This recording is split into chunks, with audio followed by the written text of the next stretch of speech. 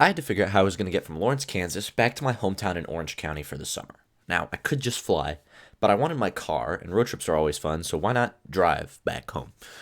I didn't film much or any of my planning phase because it was a lot of me looking at Google Maps and All Trails and an ArcGIS page of federal agency land management maps. But anyway, here was the plan. Clean up my on campus apartment and move out Thursday, May 9th, and sleep on the couch after my roommates let me back in.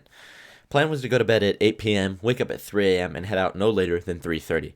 This was to let me set up my tent for the first time during the daylight, since camping is cheaper than hotels, especially on BLM land, which is free. I checked the weather, and there was a winter storm warning in effect for Alamosa County and the surrounding area of the Rockies, so I packed my snow scraper just in case I ran into a little trouble. Let's get into the actual trip details. The plan for day one: spend all day, Friday, May 10th, driving. It's a roughly 10-hour drive from Lawrence to where I was planning on staying. It's too dark in here to see anyway. But dude, I go to bed at 8:30, and then at 9, just this huge storm rolls through. It's pouring, the wind is blowing. I was a little worried the rain fly was going to come off, but there were some decent gusts, and it didn't. And I'm still dry and warm. So, we live on. The camping trip lives on another day. I'll see you at Great Sand Dunes. Not a lot happened today except driving, almost running out of gas, and setting up my tent on a barren site at the base of the mountains. It rained all through the night, got a little bit in my tent, but not enough to get anything worse than damp. There was a lot of snow all over the place, and a lot of pretty driving once I got towards the mountains. This is where I almost ran out of gas by the I-25 corridor in Walsenburg. I went for a little hike at Zapata Falls and set up camp at the Sacred Whiteshell Mountain BLM campsite. I just got packed up in the morning. Tent leaks a little bit when it's windy and rainy, which is not great. But we're packed up. That's why that's there. It's a little wet. Should be able to dry out in the car, especially if I keep the heat up. Yeah, I'll see you in Great Sand Dunes. Dude, look at this mud puddle they wanted me to drive through. Hell no, not a chance. Drove over the helipad instead. Just admitted to a crime. But that's what we do. I'm headed up to Great Sand Dunes right now. There's another mud puddle. That one should be easy though. I'm headed up to Great Sand Dunes right now. We're gonna go on a little hike up to the dunes. If it's too cold, then I will simply turn around, because once you're hiking through the dunes, I think it's gonna kind of be all the same. I'm supposed to be hiking up to the tallest dune, but yeah, if it's cold, I'm not gonna do that. I'm just gonna come back, eat up some lunch, chill, go to the visitor center, buy a sticker or something, I don't know. But hopefully the hike is enjoyable. I would love if it is. I don't think many people get to see the sand dunes with snow or rain on them. Oh, yeah, there's snow and rain on the sand dunes. There was yesterday at least, and it rained all night. The drive to Great Sand Dunes National Park was very scenic and kind of long at around 40 minutes. Dude, this deer just crossed the road in front of me. They're walking next to me. They're behind me. There's one up there too. I don't know if you can see him. Can't keep going with deer in my way. Oh my God. I love being outside.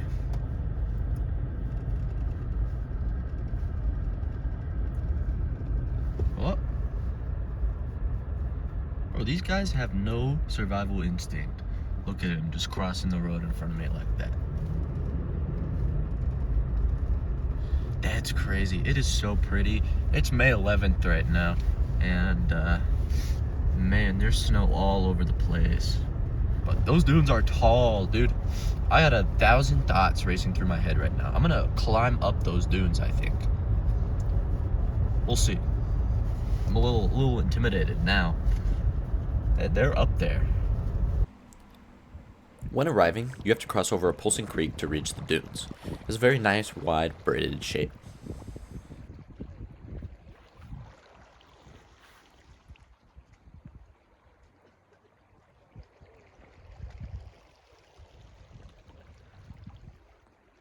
Across the river, it was pretty shallow. Now it's on to climbing the dunes.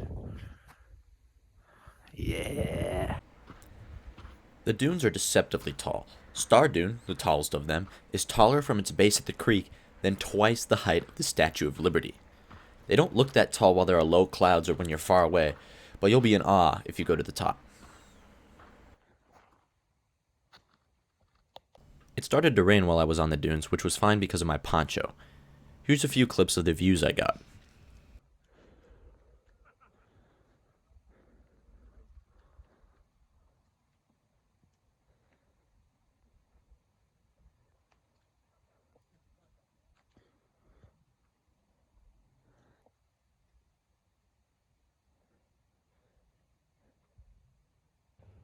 There's the first little bit of snow.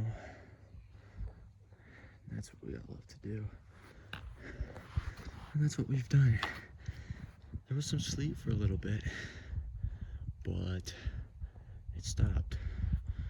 Snow's dry. The clouds are lessening. I'm sure one will roll through. Maybe this one. Start raining again. This is deceptively steep. Earlier, it was 40 miles that way. I thought I was closer because they looked so it was so clear. Look, those dunes are way smaller than I thought. But that was not the case. It was just far away. And now I'm deceived by how tall these dunes are, which is fine. I can do it.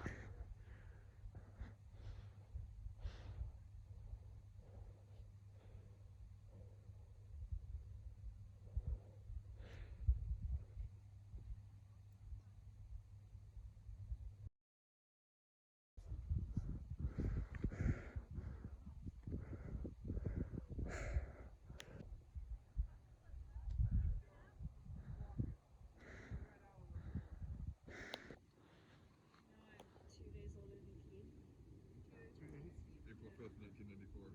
April 7th. And then we looked up and we were like, man. I put my head down for a sec. Just grinded out. I walked up here, and now I'm alone, shrouded in mist. The sun's kind of coming out. Still can't see anything though. This is nuts. It's really cool. And wait, what is that? Oh, those are the mountains up there. That's crazy. The loudest thing right now is my own breathing and those people behind me's voices. It's clearing a little over there. The sun is making the fog go away. This is snow. It's weird little embankment thing. It looks like sand, but or maybe it's frozen. It doesn't look like snow. It looks like hail, but it's definitely not hail. I don't know. This is cool though. Dude, I'm kind of going off the usually hiked trails right now, and it is so worth it. It's pretty quiet. I can see way off in the distance, through the haze.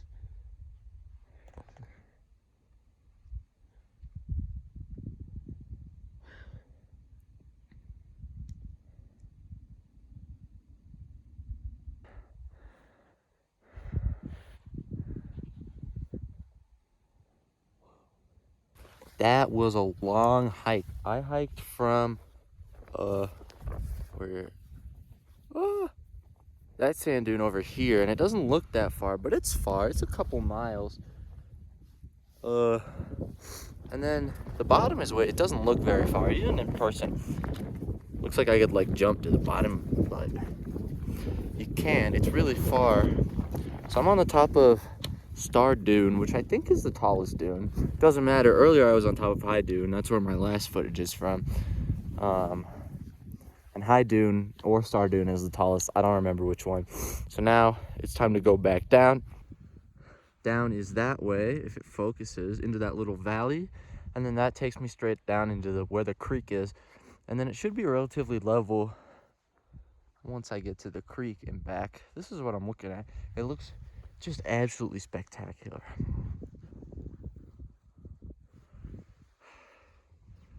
those clouds that look like mist is just crazy. We're like at the cloud height, and all the clouds have a flat base. That's kind of how it works. Crazy. I'm camping somewhere over there.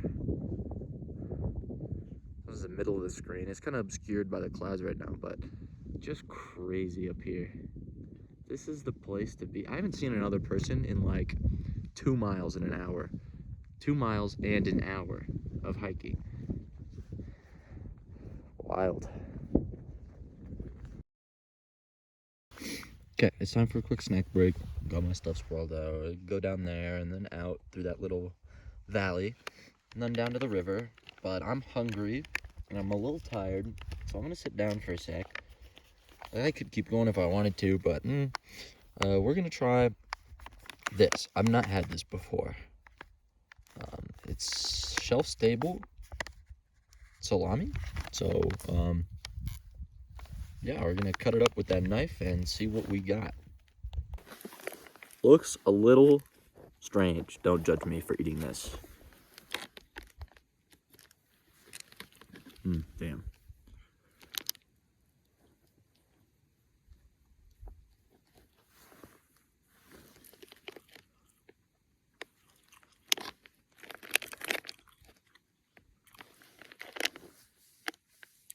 That's really good. It says it tastes like bourbon and bacon, which it definitely tastes more like meaty, more bacony than regular salami. But it definitely is still salami. It's really good. I don't know what bourbon tastes like because I don't drink. But it might taste like that too. It definitely doesn't taste quite like salami and bacon, so maybe that's that third flavor. The sand shimmers in the sun. You can see all the sparkles in the little grains. I finished the hike. There were a lot of kids that were enjoying the water like you would at the beach despite it being cold outside. Then I went for a short hike in the woods at the base of the mountains, which I recommend. The views are pretty decent. Here was my campsite. So since I didn't show last night, this is my place of residence. This is where I live right now for the next like 2 weeks.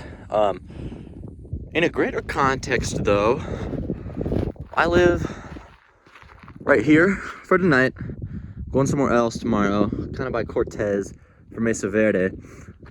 Beep the Dr. Pepper cream soda that's going in the trash bag. So that's where I'm sleeping tonight. Truck pulled up close, shelter from the wind a little bit. Last night I slept where that like black and white RV is. It has red on it, but you can't really tell. Like just past that car. So, and the wind was mostly coming from where my truck is. So I'm hoping that that lessens the wind letting the rain in the tent effect that was going on.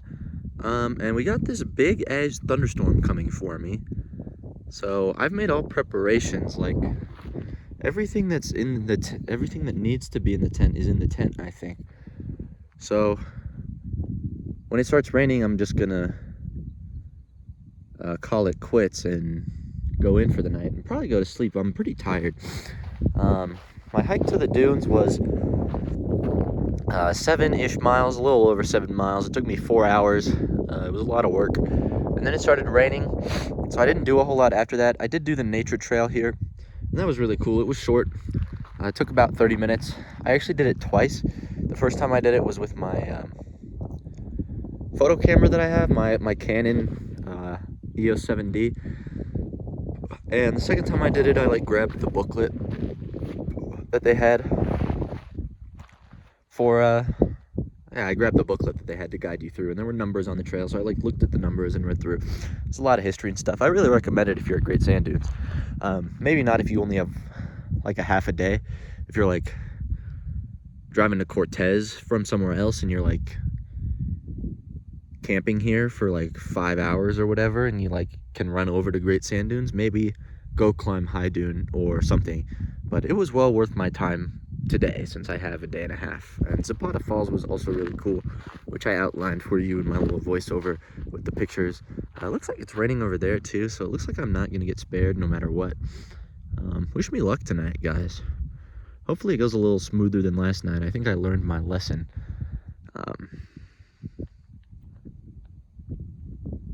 Just very beautiful area, though. Like, no matter how you want to call it or complain about the weather, like, this has been well worth it.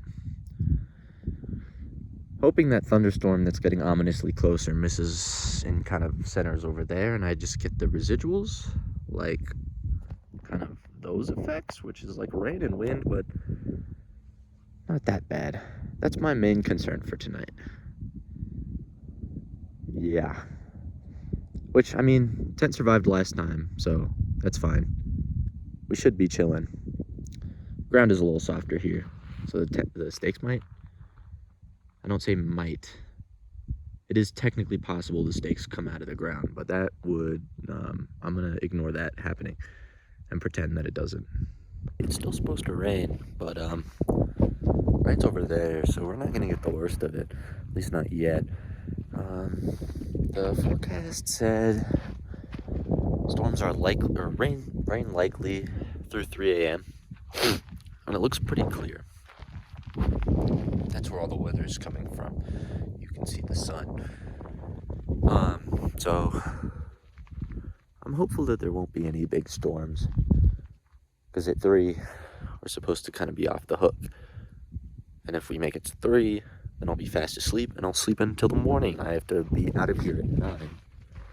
So it would be fantastic if it didn't rain after 3, because then I could be up at 8, pack the tent, not have it be wet, that's gross, and hit the road to Cortez area. This is actually seconds after I just took that last video. It's raining a little bit, which is fine. It's barely raining, so no big deal. That big ominous storm cloud that's in the video that's directly over my head is raining, which, I mean, is honestly to be expected, because, you know, it's a big storm cloud.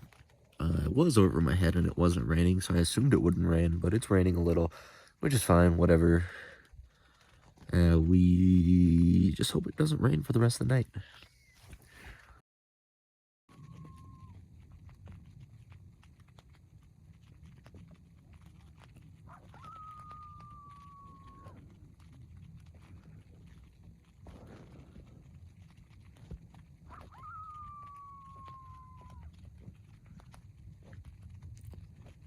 Very scary. Elite camera angles. I feel like I'm in a miner in Deep Rock Galactic. I'm using 2 sets of hand warmers for my feet tonight because I get chilly really easy and it sucks to be cold. So yeah, we're doing that. The people down from me are having a nice little campfire right now. I'll show you that in a sec. And it's making me wish that I had one, even though I'm going to sleep right now. It's 8:50 p.m. I didn't get one because it was supposed to rain tonight. I didn't get firewood because it's supposed to rain tonight. I'm in BLM land, so I can have a fire if I want to. But I can have a fire. I'm probably going to have a fire tomorrow, because I'll be, again, in BLM land, but in a different part of Colorado. It's not supposed to be as cold. What the fuck? Or as windy, or as rainy, or anything.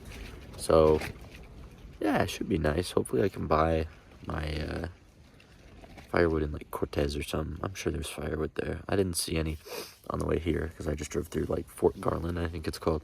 And there wasn't anything open, or I didn't see anything that had firewood. But I wish I was like these people, enjoying a nice fire outside, even though it's fucking cold outside.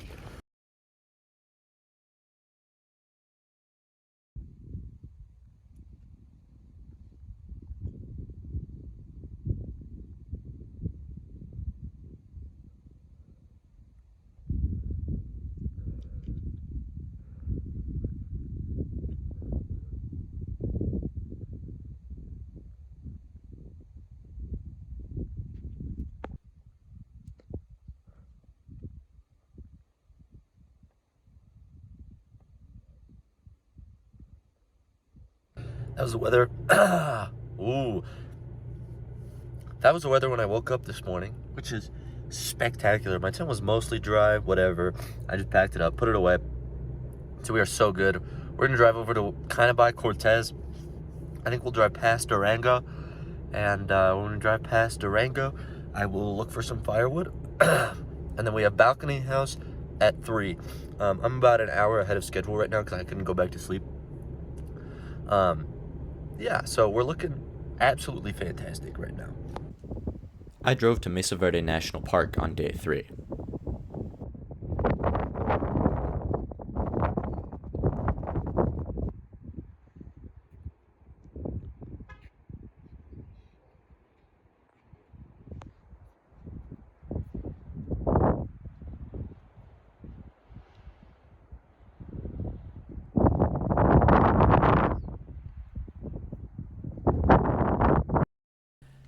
I didn't spend a lot of time filming on the road because I was busy driving, but it was your standard drive through the Rockies, which I do a much more extreme version of in a few days on US 550. Anyway, Mesa Verde is extremely cool. I drove to some archaeological sites of the earliest Pueblo presence on the mesa top, which geologically is not a mesa but a cuesta. This fact makes it ideal for agriculture, as the southern slope means that there are less frost days per year than the valley floor. Then I went on the balcony house tour.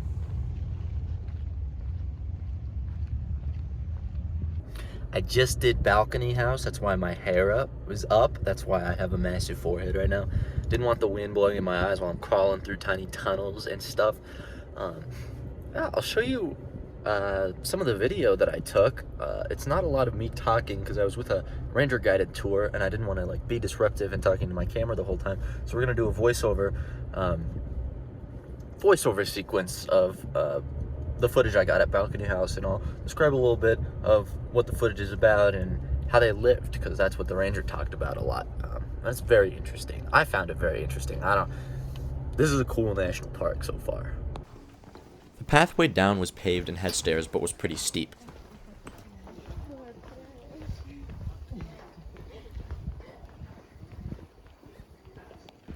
We walked past a lot of smaller alcoves embedded in the cliff face, which left a little insight into how and why you would build down here. The story of the alcove houses is that of water. The mango shale provides a base where water coming through the sandstone comes out of the cliff face. That ladder is what we climbed to get into Balcony House. This was a prosperous village that was abandoned by 1300 CE, which used to have many more rooms than it does today.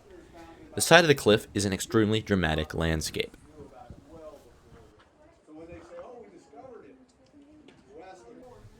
You can see pegs sticking out of the walls on any given face of the buildings, which used to hold up balconies used to access the rooms.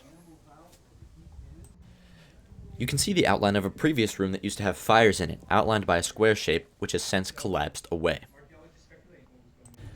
This is one of the thin passages that we had to pass through behind the houses.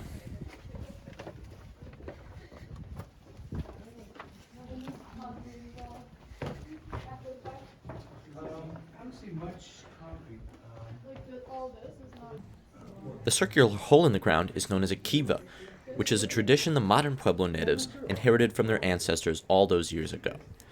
It is thought to come from the pit houses that used to be built on top of the mesa, and it is the center of the village, ritual, and spiritual life for the ancestral Pueblo people. Because it gets so dusty. Because if it was natural, it'd be sandstone, wouldn't it? It would be sandy, like this back here. Yeah. Inside. You can see the pigment on the walls, with reds and yellows used. These people were not just scraping by, but living long and prosperous lives. In this clip, the ranger is pointing his laser at a handprint. They had interesting architecture and art that were not just an afterthought. Also had to squeeze through here and climb up here. The view above Balcony House is pretty crazy, after climbing the ladder. Those are the San Juan Mountains, which means that right over those, not right over those, on the other side of those and on the other side of the valley is the Great Sand Dunes, which is where I was this morning when I saw the sand dunes this morning. This has been a hell of a trip so far. It's what? Day 3? God damn.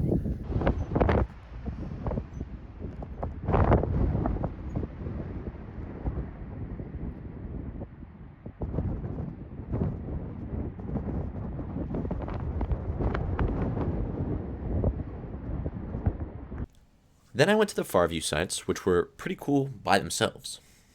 It is so quiet.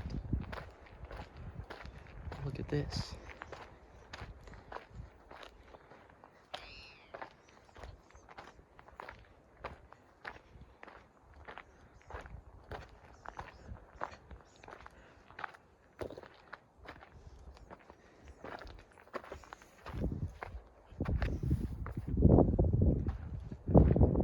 You're definitely supposed to be up here. Just in case you guys were curious, because there's a big sign right there that I'm supposed to read. You gotta get up here somehow. Oh, look at that. There's a bunch of kivas. And they still have the wood in them. No way.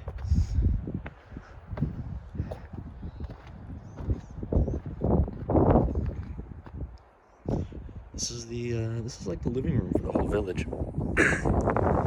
Which is crazy. Inside of these square panels, I don't know how clear it is. There's little rocks that they use to grind corn and other seeds and whatnot. Right next to this kiva, which I'm not allowed to enter. And right next to that kiva, and right next to that kiva. And all of those room blocks over there, which is where the people probably actually lived in this tower. And they say they don't know what the towers are actually for, like what their purpose was, which is crazy to me. It's crazy to me that I can just walk around here like this. I mean, the signs indicate that I'm supposed to be able to get up here, right? Otherwise, they would put the signs down there. What? Another kiva?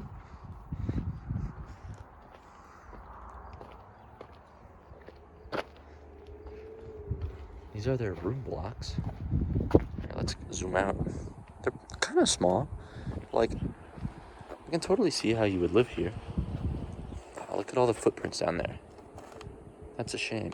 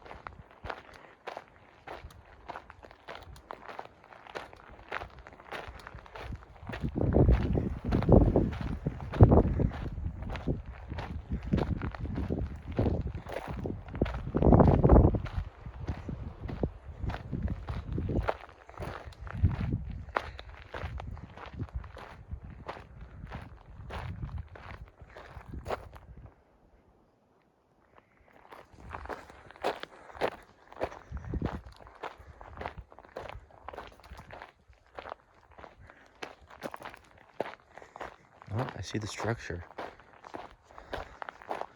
So I guess this is like a car national park. We're not allowed to people like walk around. I don't know. Opposite of the Great Sand Dunes, I guess. Like the whole point is to like walk down into the river and climb the dunes and like go boarding. But here, most people are just like chilling in their car. They like get out at the overlook, and that's it for them. Which is not what I'm doing. That Knife's Edge Trail tonight at sunset. Why is that cool?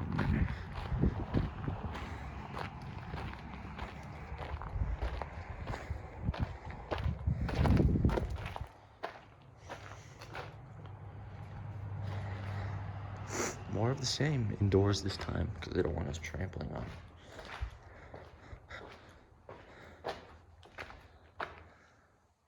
See the fire pit. That's crazy. Man, these people are good at building stuff.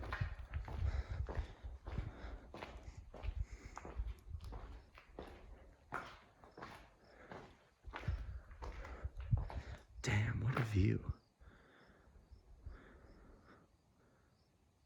What is that? That's the Farview Lodge up there. I did one last thing before I called it for the night in the Cortez area, and that was the Knife Edge Trail by the campground. I skipped the last bit because I thought it might rain. A little late afternoon hike right now. We're on Knife Edge Trail at Mesa Verde. This is the view off of the mesa. You can actually see, you can't see Cortez because it's kind of behind that, but you can see this little plains down here. And above me, these big ass rocks. You can tell a bunch of them have fallen down.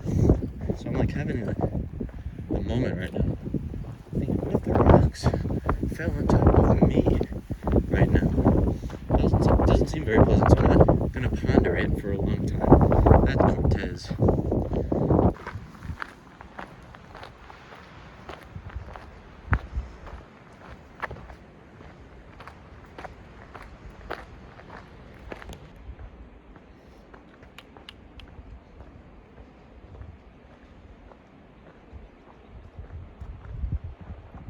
Then I called it. My plan was to camp on BLM land right outside of Mesa Verde National Park, but half of it was closed and it was also full, so I had to settle for a different campsite, which I'll detail on a different day's log. It was a restful night before being up bright and early once again.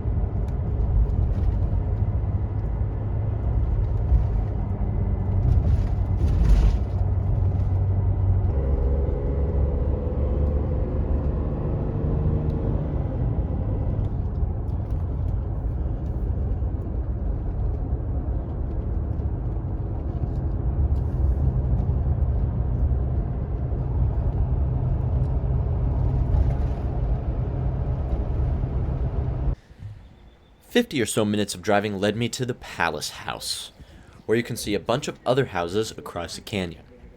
We met up with a ranger leading the tour and walked down a path that was paved at first.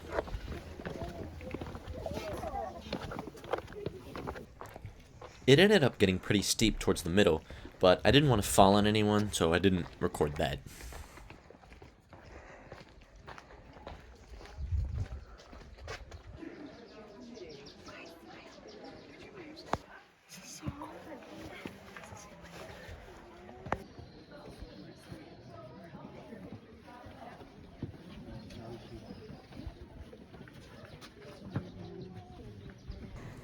Palace House has a very similar story to Balcony House, except on a much larger scale. There are at least 3 rows of hidden dwellings that are off limits to the general public. Archaeologists have found evidence of wide-reaching and extremely active trade networks. There have been goods found from as far away as modern-day Mexico that the Pueblo people had access to. They could scale the cliffs and head to the valley floor to reach the trade networks that spread throughout the region. You can see the footholds the Pueblo people used to ascend the cliffs.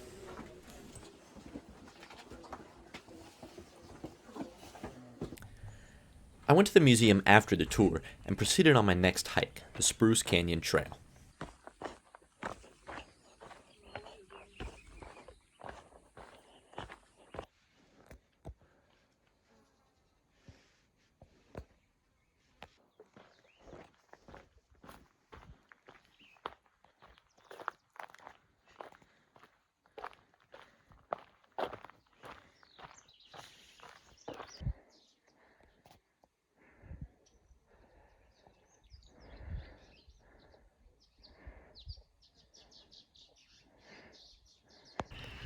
After that was done, I ate at the cafe and had a Navajo taco.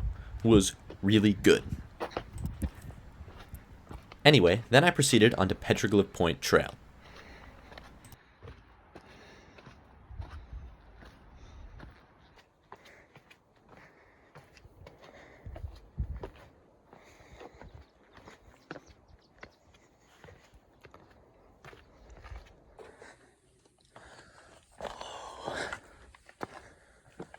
This is crazy.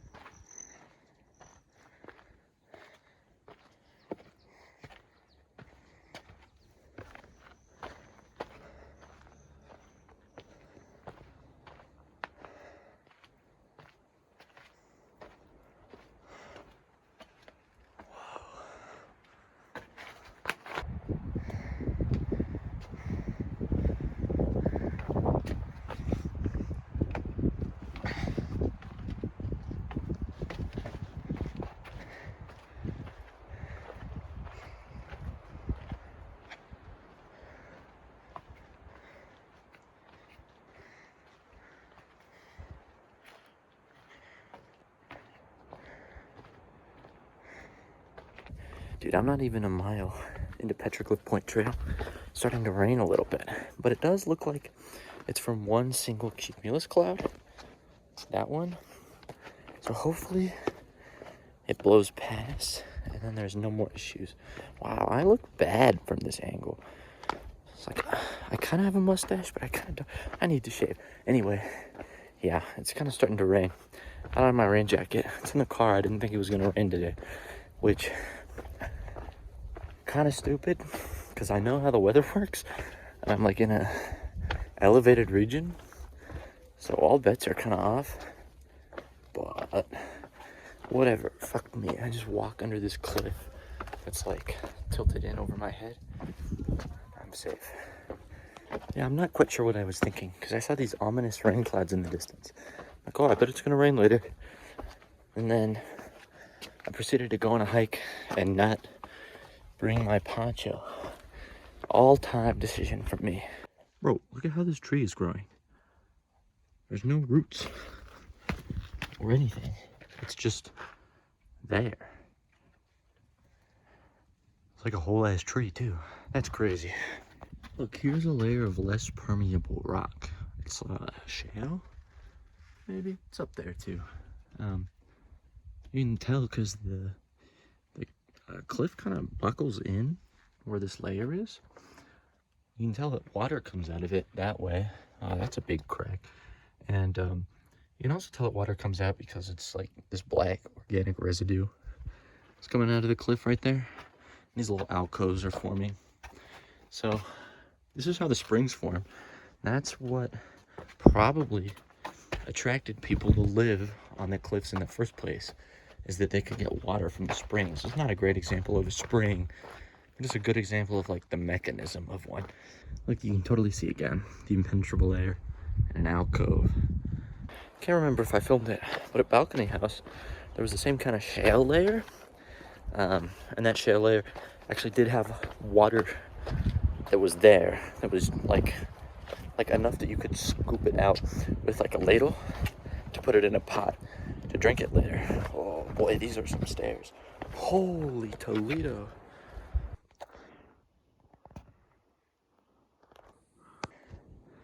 Holy smokes, would you look at that? I just came from all the way down there.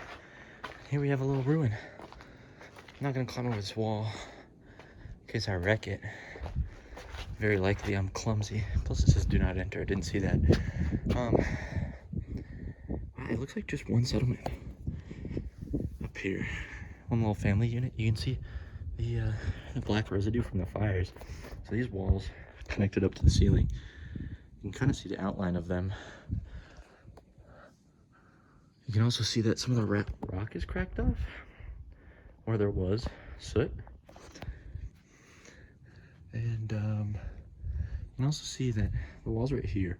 If you go up, there's a sharp dividing line with the like black runoff from the top where it rains. So it looks like this shelter started here and kind of went in there. There's no kiva either, which is interesting. So these guys must have gone somewhere else for their ceremonial activities or just not had one. But from all the cultural information I've gathered here, it seems like they're very important. I don't see any ruins of one either. And these ledges look pretty well worn by like rain and wind. Like, it doesn't look like anything recently cracked off. Could it be something up there? There's a lot of rocks on that ledge. Would not want to try to climb up there though.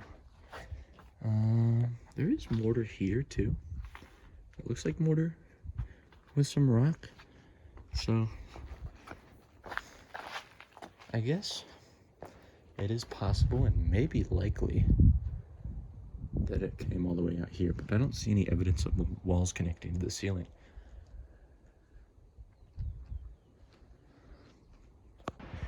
I've been yapping about how there's water in these all day. And here's the proof. There's moss right there. The soil is dark brown as opposed to the regular soil color. So there's water there. So you like dug the soil out. This is it. I knew it would be obvious. Some big ass do not touch sign.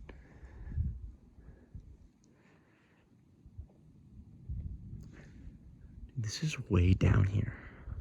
This is the craziest thing. This place, absurd. Dude, there's a little scrambling to be done. It's like trails up there, goes down here, and then there's this, which is like easy enough. This is the foothold. I can't really see it. This is the foothold, though. It is not very large. I would be screwed if I was an old person. So we're done with the hardest part of the hike, but that does not look fantastic from myself. So here's hoping I can make it to the car prior to the rain coming, because that's definitely raining over there. It's like, fine, if I can just make it to the campsite is covered, so I'm staying not at a BLM place, I think. We'll see how long it's gonna rain for once I have cell service, but if it's a long time, I'm just gonna camp at that campground with a little tent covered, so I can set up the rain fly and get zero rain inside of my tent instead of some, and that hopefully my tent is as dry tomorrow morning as it is tonight. Woo. I found a lizard. It kind of scared me, I'm not gonna lie. He was right next to my foot.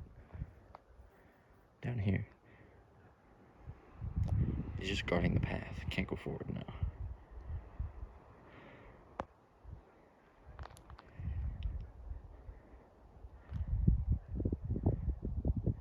I wonder what kind of lizard he is. Forget the rain, bro. There's 2 lizards right here. Dude, I drive hundreds of miles in a day sometimes to look at thunderstorms, and this trip is making me into a thunderstorm hater, because they're always rolling in just like when I want them the least, which makes sense. Late afternoon is prime thunderstorm hours, and I know that. That's when I'm trying to set up camp and go to bed, or like start the going to bed process. It's better for it to rain early-ish in the day than later, because I pack up my tent, it rains, and I wear my little poncho, and I don't get that wet, maybe a little, not that bad, and then it's time to go to bed, and I can just take off all my wet clothes, put on dry clothes, and sleep in a dry tent. But no, it's it's raining when I set up my tent, the inside gets wet because I can't put the rain fly on.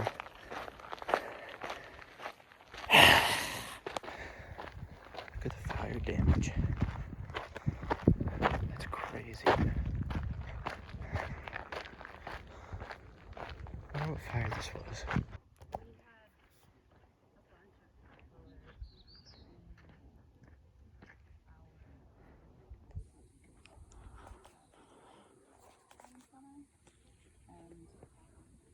My stepdad paid us to find After this, scared of the rain and finished with activities for the day, I retreated back to the same campsite as the night before so I would have somewhere to shower in the morning, the first of the trip.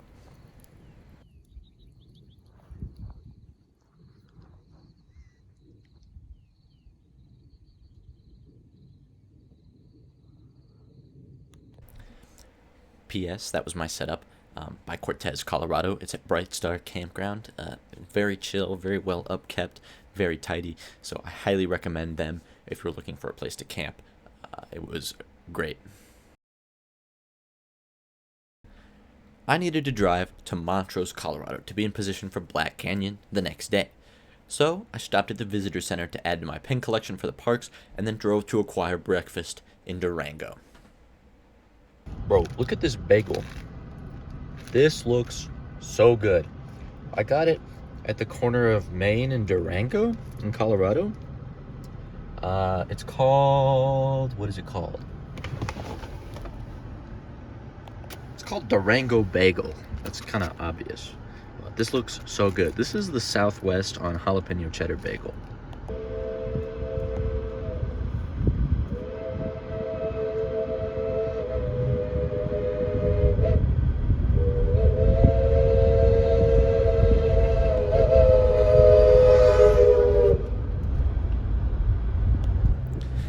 It snowed while I was going over Mille Pass on the way to Silverton.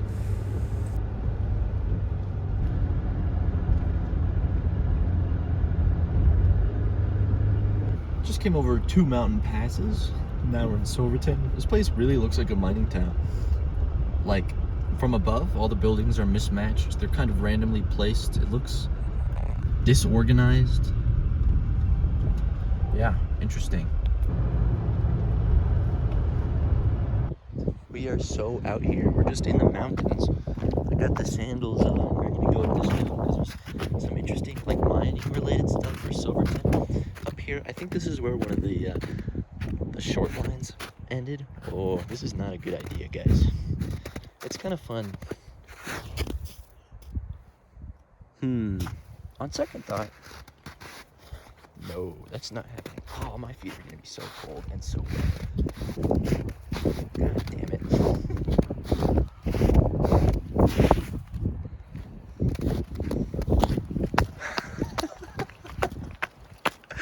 What a fucking dumbass. Oh my god.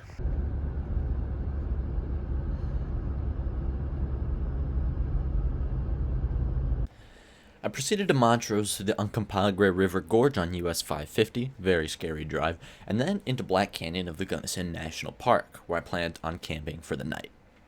We got another rainy night in store for us. I'm waiting to set up the tent, cause it's raining right now. Hopefully the rain pass. Weather said showers, which implies they're gonna roll through. Yeah, just an interesting situation overall. I'm at the South Rim campsite. That's where I'm spending the night.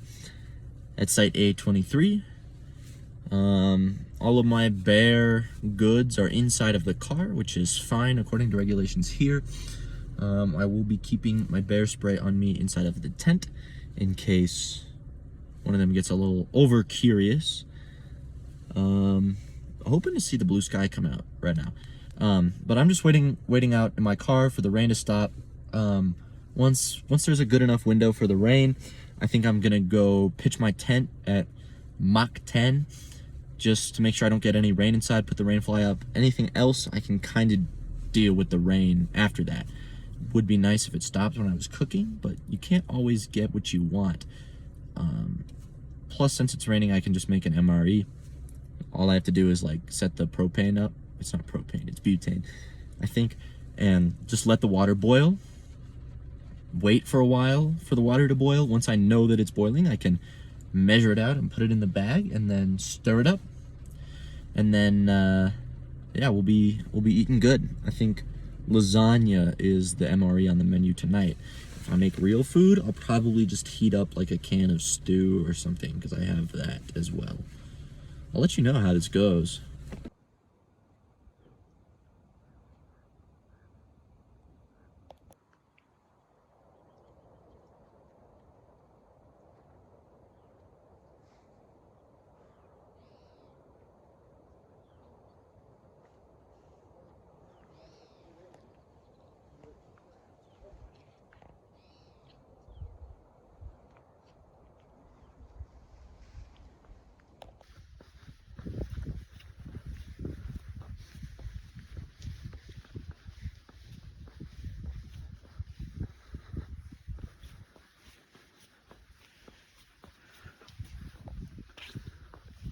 I have ruined countless people's weeks because I am bringing the rain with me wherever I go.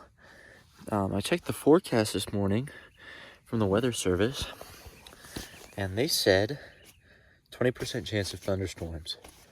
And it rained for an hour while I was waiting to set up my tent.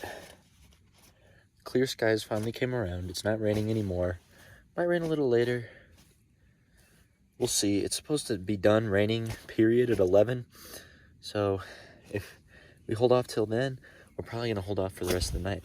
Might rain a little bit tomorrow afternoon too, but I'm staying in the same campsite again. So I'm not tearing anything down. I have reservations for it now.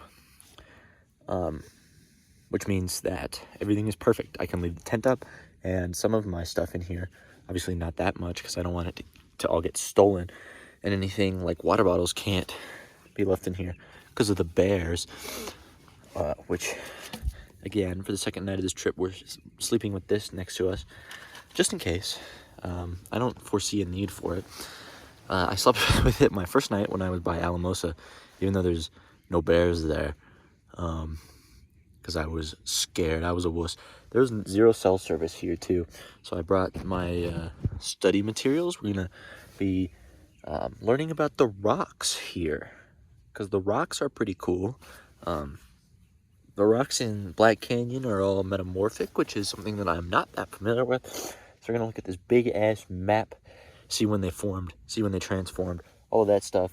And this little mini geology book that I have so I can reference individual rocks. We'll see. Hopefully it doesn't rain tomorrow. If it rains, it's not that big of a deal because the tent is up already. That's the big problem. And then tomorrow night, I'll sleep, wake up, drive to the North Rim. That's like 2 hours, so I kind of got to be up early for that. And then, yeah, I'll camp at the North Rim probably that night. And then from there, it's off to Arches. I don't have a whole day in the car because it's not that close. And I might get out and hike at like Colorado National Monument on I-70. But that's the plan for the next coming days. I can't sleep with my anything that I want to, my lip balm. So I just put a bunch on. I don't want to get attacked by any bears, so that's fun. Peace. Oh, this is the view outside. There, it focused. There's the picnic table out there and the little fire pit. And then over there, there's some more stuff. That's the sun, so I should get a nice little sunset view tonight. Car's over there. Yeah. Look, I have beef with this map, bro. I do. This is not a good map. What do the yellow dots mean? I mean, it's clear that they mean cities, but what does the size of the dot mean? Does this mean that this is the closest city to the park? Because if you're on the North Rim, it's not. So why is Montrose the bigger dot? Why are the other dots the same size? That's a pretty big dot. Is Delta a bigger city? I've never heard of Delta, but I've seen Olathe. If that's how you pronounce it here, that's how you pronounce it in Kansas. Why do the roads get smaller when they go? Because US 50 is the same size as Colorado 347. Like, they're both 2 lanes. And why is Colorado 92 smaller up here and bigger down here? What does that mean? Does it mean, is it? I think it is. Because it's closer to the size of 50 down here.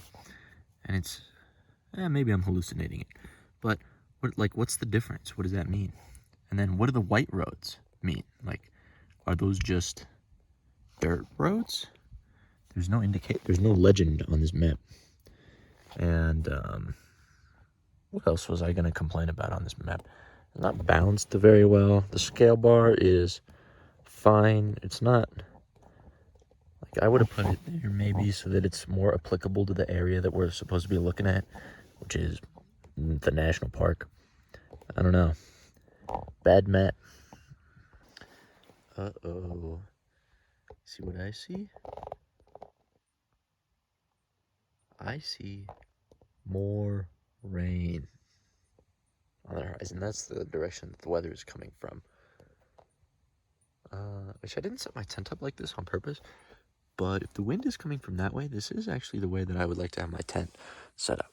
Because when the wind gets under these flaps, you can see outside the tent, the wind gets under the flaps, then they start to, I guess, flap back and forth, and then rain gets inside.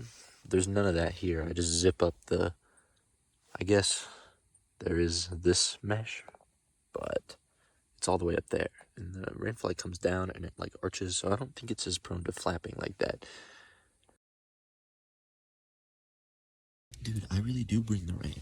It rained at 2 in the morning last night, which is like, what the hell, man? Anyway, it's like 9:15 right now, and it's time to get up. I don't have that much to do today. We're just driving around looking at the overlooks on the canyon and doing a couple short hikes, a couple miles, basically. Yeah.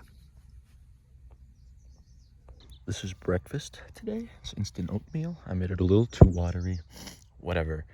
I also had some beef jerky while this was heating up, and some milk, because I bought milk that's shelf stable, which is really nice.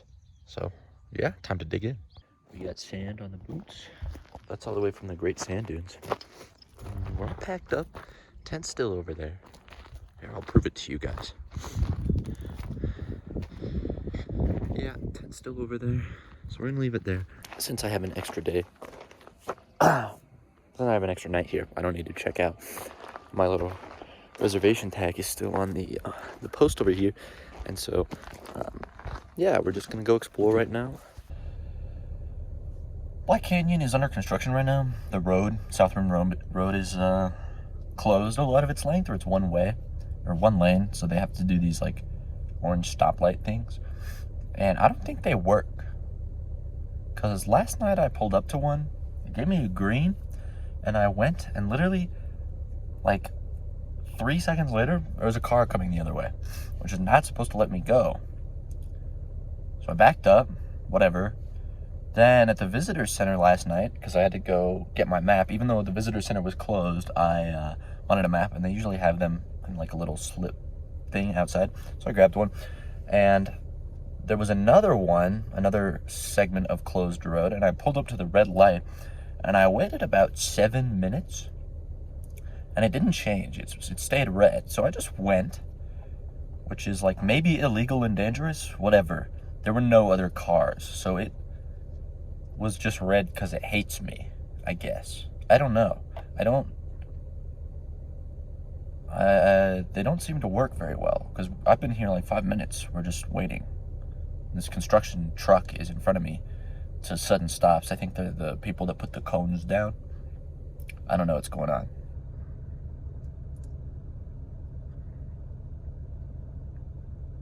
Dude, you can't even see the bottom.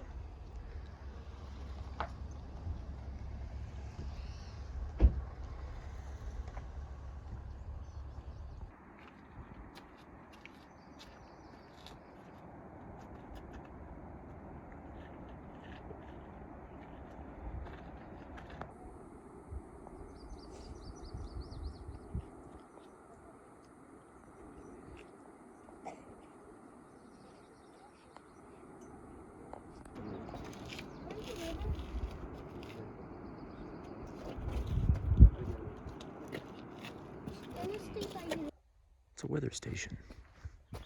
Inside that box. We're on the Oak Flat Loop Trail, or whatever it's called. It's supposed to go down into the part of the canyon a little bit, not that much, but a little. Should be interesting.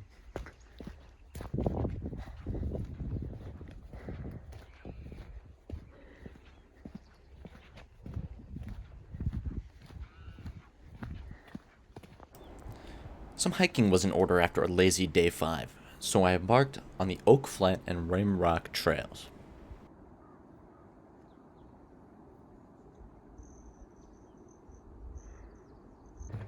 It is steep.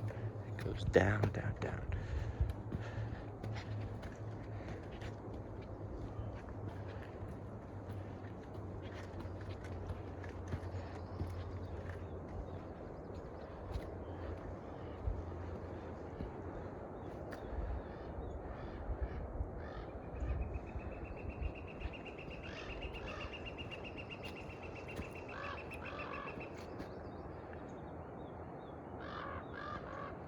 There's the trail.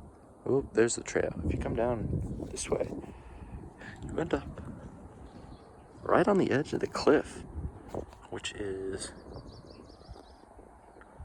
nuts. A little scary. Pretty magnificent, though. Wonder if it'll...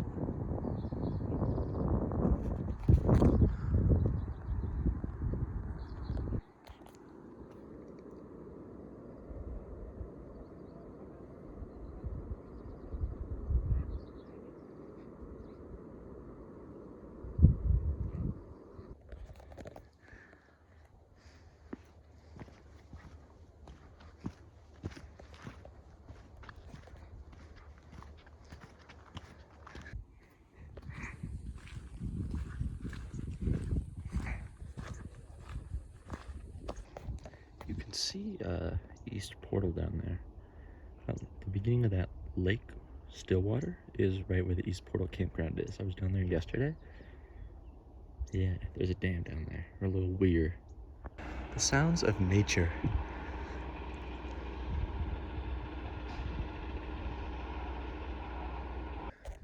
This is Rimrock Trail. It goes up right there.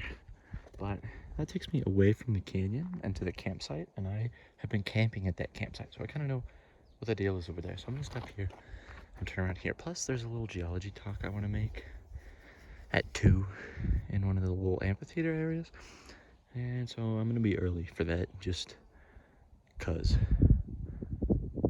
This is the least national park-ish of all the national parks I've been to in my life, I think. And I haven't been to the St. Louis Arch. It's just, I don't know, it's a big canyon, which is very cool, but there's no stark color contrasts, at least in this part, which is kind of what makes the Grand Canyon worthy of its national park status. There's no crazy cultural things here.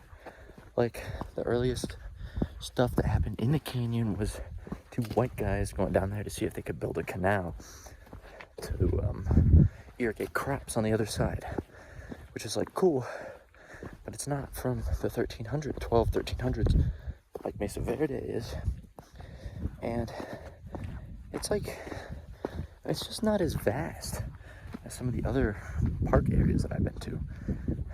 With that being said, that is not a gripe by any means, because the more parkland we have, the better overall. This is all magnificent. Looking over at the Rockies over there, that's crazy. It's still unreal. I'm curious how this became a national park, what the motivating factor was. Because with Mesa Verde, it was protect the cultural icons, yeah, I don't know, very interesting place. I think part of this is that the area is not as developed as some of the other parks, and it feels like you just made a wrong turn on the way to Montrose to end up here. The Park is pretty skinny, but it's deep enough and unbelievable enough that I have no doubts that it should be a national park.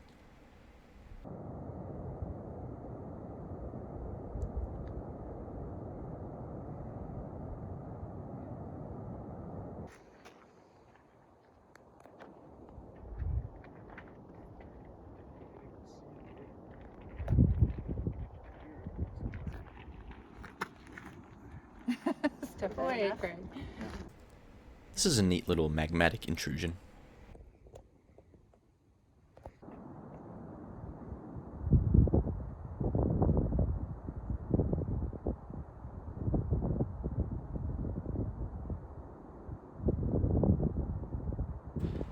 Thus ends day 6 on the south rim of the Black Canyon of the Gunnison.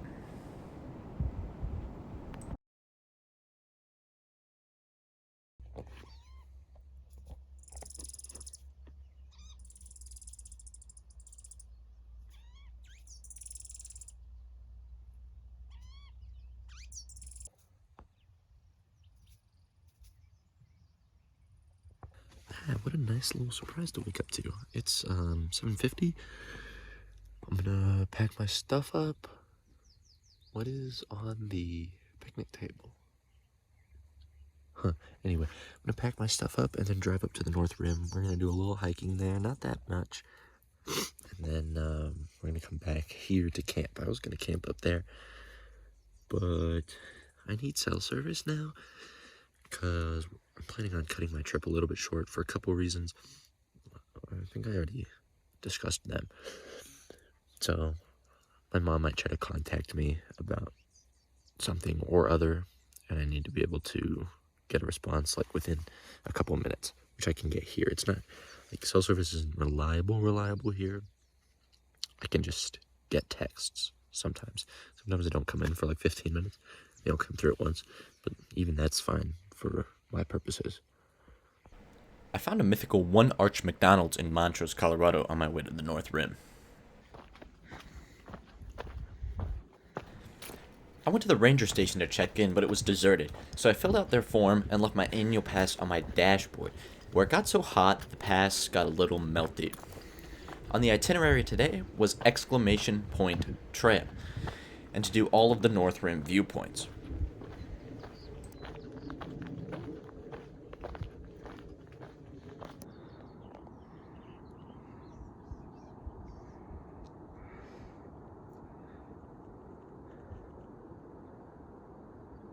Dude, this sandstone makes me feel like I'm back in Mesa Verde on the back half of the Petroglyph Point Trail. Crazy.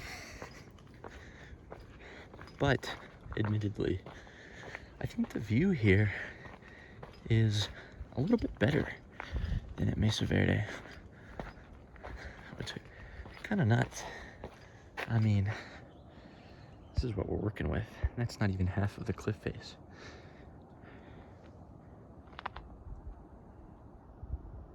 Dude's just admiring the view. Look at him.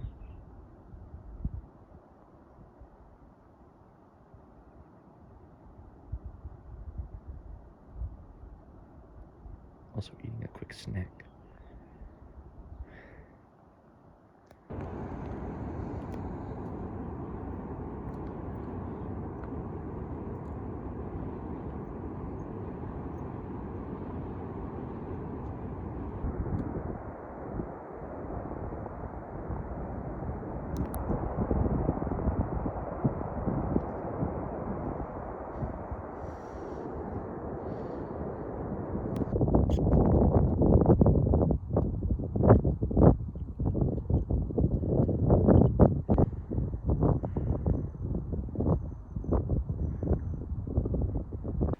That was it for day 7.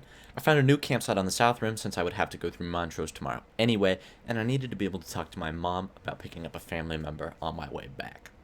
Black Canyon is a fantastic park. Although not very explorable, I encourage you to stop by if you're ever in the region.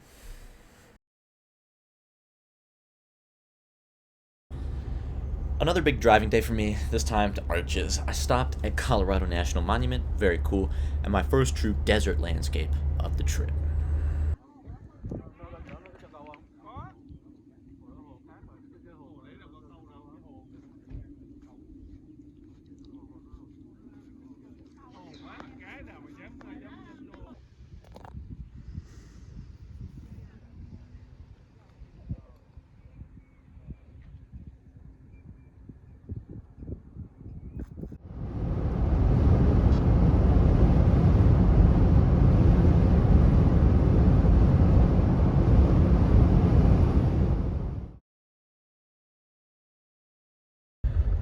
forgot to show you guys the campsite, but that's a pretty open area. Campsites are not too close together. It was kind of nice. I'll show it to you tonight because I'm staying at the same spot. On BLM land, it's called North Klondike something campground, I think, or just North Klondike campground. Don't really remember right now. And it's in BLM land, so we're just making the trek back to the highway right now, on this deserted road. I was super quiet this morning. I got up at 4:30. I put everything away in my car as silently as I could. Broke the tent down, left some stuff. I don't know why roads do that. They get all these ridges in them. But I broke down the tent, left some stuff there, like a cooler that had a couple Dr. Peppers and a couple rocks in it to make sure it wouldn't blow away, and like a foldable table. That way if someone steals my things, it doesn't really affect me that much. And we're headed to Arches. The reason I have to be so early is because they start doing a timed reservation system at 6 a.m., which just means that I have to show up to the park before 6 a.m. and I'm camping approximately 30 minutes outside of the campground. So yeah, that just means I have to be up super early, and that means I have to be up super early tomorrow, and tomorrow's the last day of my personal time on this trip. Then I have to pick up my grandma. Arches today, with a busy itinerary with lots of hikes. Camping tonight is my last night in a tent for the whole trip. I have yet to see a single arch. I kind of saw one, but it was like embedded in a cliffside. You can see through a hole in the cliff, but that one wasn't freestanding, so I'm not counting it. Geology here is very interesting. Lots of weird little spires and all this fun stuff. I'm just waiting to see that arch. Just waiting to see that first arch. Get it on video.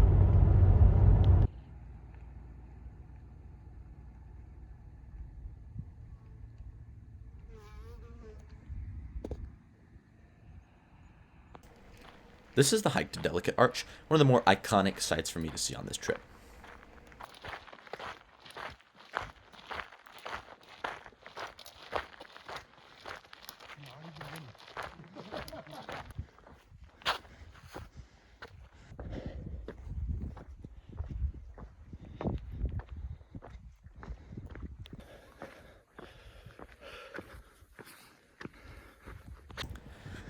Look at this unconformity between the layers of sandstone. Looks like this is a member of the Entrada sandstone.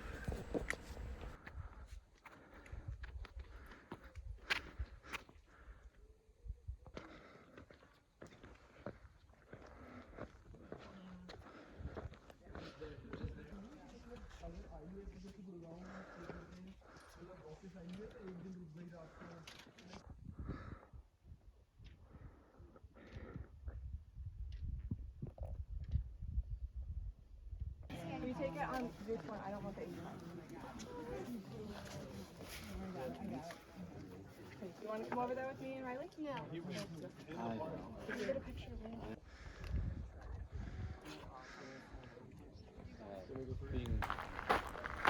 This hike is the Sand Dune Arch. This is a part of a trail connecting 3 arches: Sand Dune, Broken, and Tapestry Arch.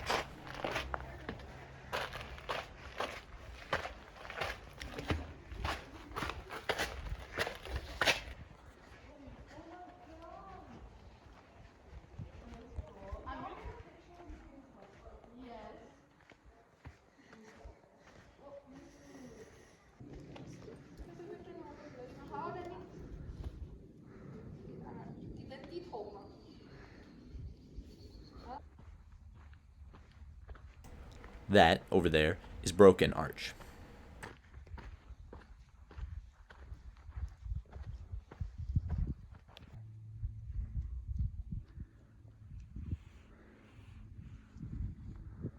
Too much for you, like, yeah.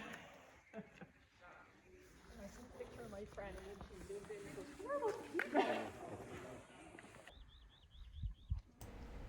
This is Tapestry Arch.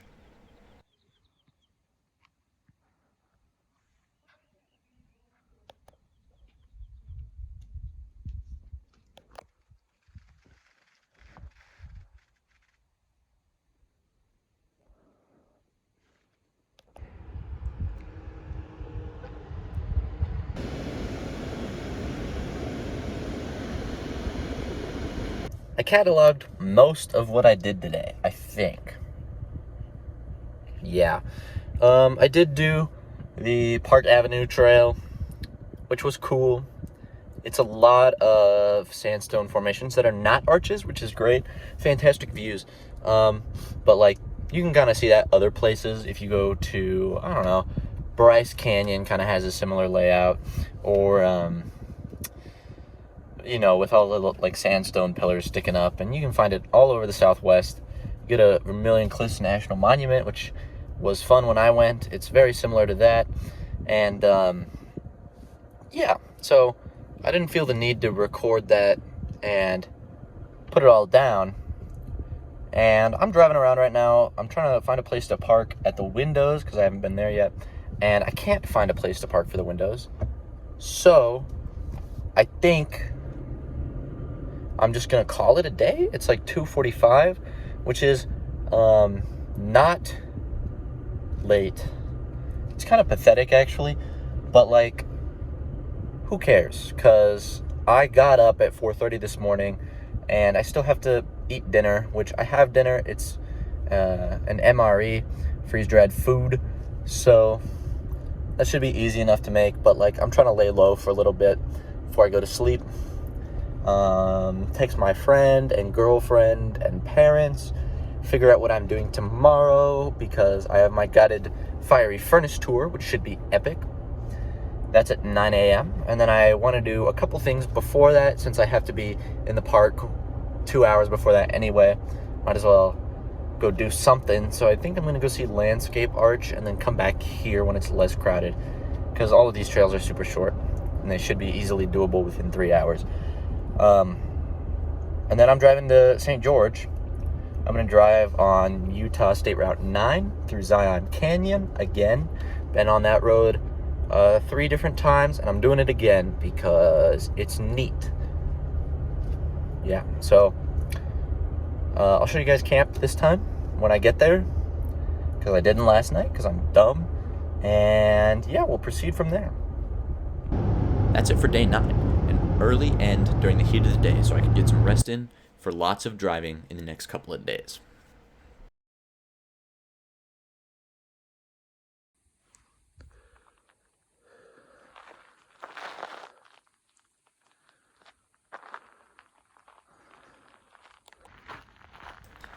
The final day, the windows and turret arch.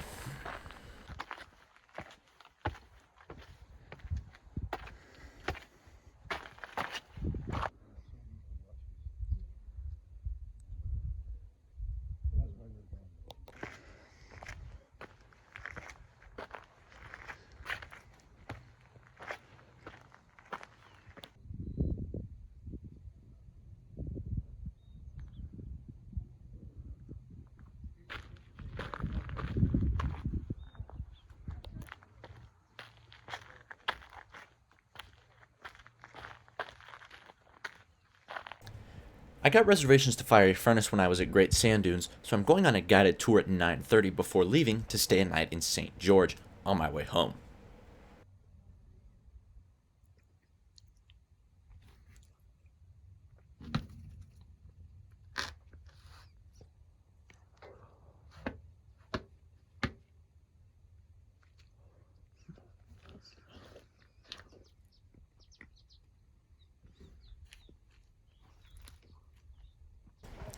This is inside of the Fiery Furnace, a maze of sandstone fins that eventually become arches. The geology here is extremely fascinating. A series of inland seas flooded and dried out over this land millions of years ago when it was much flatter. This area is fairly comparable to the Salton Sea area in Southern California right now.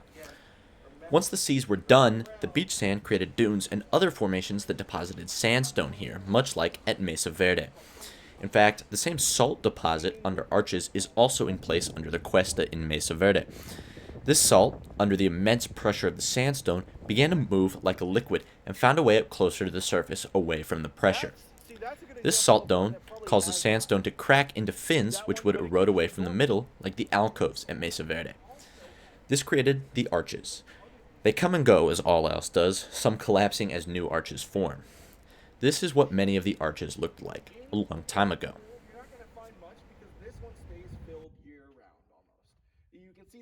location. Kind of the appeal of the garden, and the garden's a really interesting place because we have been watching certain plants like the pinyon pines and the junipers are moving up in their elevation over the last couple of decades, certainly the last hundreds of years. And this is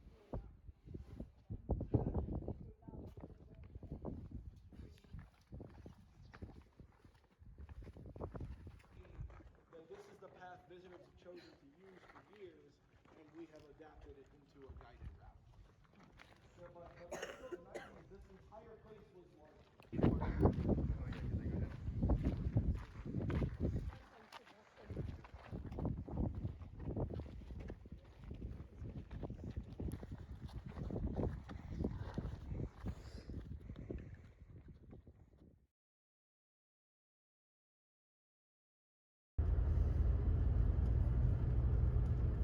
Mad construction in Zion right now. Don't know what they're doing. You know I had to stop in Zion on the way to St. George. I even used it as a place to stop and recuperate, reorganize, and clean up a little bit before picking up my family member. There's a big dirt patch over there. It looks like they might be making a new road or splitting the road into an inbound and an outbound sign. Or building a new road for this campground. I don't know. The dirt road looks super compact, like they're going to put asphalt on top of it at some point. Weird. Ranger station was closed to be expected. It's like 6:15. Holy radar detector. Oops. Anyway, this is a drive that I miss sometimes, so I'm going to put the camera down. If you guys want to see a tour of Zion, you can look it up elsewhere on YouTube. But this is the checkerboard Mesa. I think that's what it's called.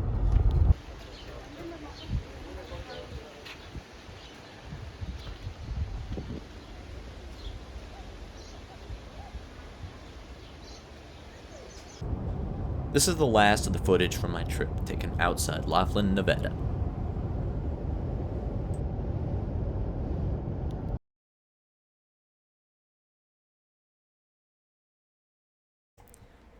This solo trek across the United States was rather unparalleled.